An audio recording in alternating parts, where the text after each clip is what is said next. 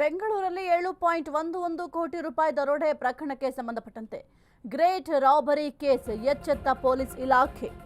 ಬೆಂಗಳೂರಲ್ಲಿ 7.11 ಕೋಟಿ ರೂಪಾಯಿ ದರೋಡೆ ಪ್ರಕರಣಕ್ಕೆ ಸಂಬಂಧಪಟ್ಟಂತೆ ಗ್ರೇಟ್ ರಾಬರಿ ಕೇಸ್ನಿಂದ ಪೊಲೀಸ್ ಇಲಾಖೆ ಎಚ್ಚೆತ್ತುಕೊಂಡಿದೆ. ಪ್ರಕರಣದ ಬೆನ್ನಲ್ಲೇ ಎಚ್ಚೆತ್ತುಕೊಂಡ ಪೊಲೀಸ್ ಇಲಾಖೆಯಿಂದ ಹೊಸ ಮಾರ್ಗಸೂಚಿಗೆ ಸಿದ್ಧತೆಯನ್ನ ಮಾಡಿಕೊಳ್ಳಲಾಗುತ್ತಿದೆ.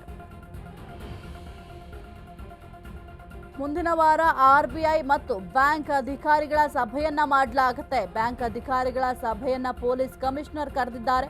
ಕೆಲವೊಂದಿಷ್ಟು ಮಾರ್ಗಸೂಚಿಯನ್ನ ಬಿಡುಗಡೆ ಮಾಡಬೇಕಾಗುತ್ತೆ. ಹಾಗಾಗಿ ಯಾವ ರೀತಿ ಮಾರ್ಗಸೂಚಿಗಳನ್ನ ಬಿಡುಗಡೆ ಮಾಡಬೇಕು, ಏನೆಲ್ಲ ಕಂಡೀಷನ್ ಹಾಕಬೇಕು, ಅದೆಲ್ಲದರ ಬಗ್ಗೆ ಕೂಡ ಈ ಒಂದು ಸಭೆಯಲ್ಲಿ ಚರ್ಚೆಯನ್ನ ಮಾಡಲಾಗುತ್ತೆ.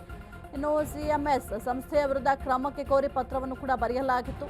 ಎಟಿಎಂಗೆ ಹಣ ತುಂಬುವ ಎಲ್ಲಾ ಸಂಸ್ಥೆಗಳ ಜೊತೆ ಸಭೆಗೆ ಪ್ಲಾನ್ ಅನ್ನ ಮಾಡಲಾಗಿದೆ. ಕೋಆಪರೇಟಿವ್ ಬ್ಯಾಂಕ್ ಸೇರಿ ಎಲ್ಲ ಬ್ಯಾಂಕ್ಗಳ ಲಿಸ್ಟ್ ಅನ್ನ ಸದ್ಯಕ್ಕೆ ಪೊಲೀಸ್ ಇಲಾಖೆ ರೆಡಿ ಮಾಡಿಟ್ಕೊಂಡಿದೆ. ಕಮಿಷನರೇಟ್ ವ್ಯಾಪ್ತಿಯ ಸಂಸ್ಥೆಗಳ ಲಿಸ್ಟ್ ಕೊಡಲು ಸೂಚನೆಯನ್ನ ನೀಡಲಾಗಿದೆ. ರಿಜಿಸ್ಟರ್ ಆಫ್ ಸೊಸೈಟಿಗೆ ಲಿಸ್ಟ್ ಕೊಡಲು ಪೊಲೀಸರು ತಯಾರಿಯನ್ನ ಮಾಡಿಕೊಂಡಿದ್ದಾರೆ.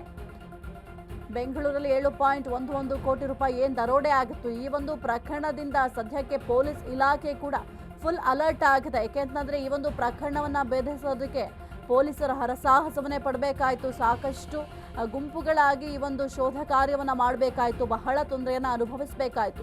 ಹಾಗಾಗಿ ಈ ಒಂದು ಪ್ರಕರಣದಿಂದ ಪೊಲೀಸ್ ಇಲಾಖೆ ಸದ್ಯಕ್ಕೆ ಎಚ್ಚೆತ್ತುಕೊಂಡಿದೆ. ಹೊಸ ಮಾರ್ಗಸೂಚಿಯನ್ನು ಬಿಡುಗಡೆ ಮಾಡಲಿಕ್ಕೆ ಸಕಲ ರೀತಿಯಲ್ಲೂ ಕೂಡ ಸಿದ್ಧತೆಯನ್ನ ಮಾಡಿಕೊಂಡಿದ್ದಾರೆ.